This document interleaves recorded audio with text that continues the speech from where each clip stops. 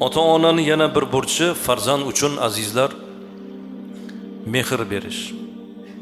Farzandlarimizni yaxshi ko'rishligimiz kerak. Bolajonlik bu sunnat akalar. Bolajon tabiat bo'lish bu sunnat. Payg'ambarimiz alayhissalom bir kuni namozda sajdada juda uzoq qolib ketdilar.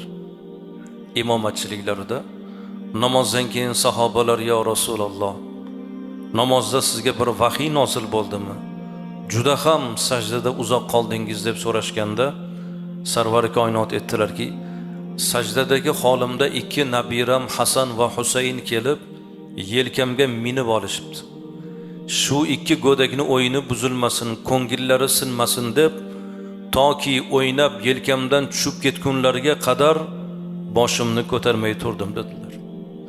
Ikki bolani o'yini uchun, ko'ngli uchun namozni, jamoani namozini to'xtatib turdilar, kechiktirib turdilar. Mana bu bolajonlik.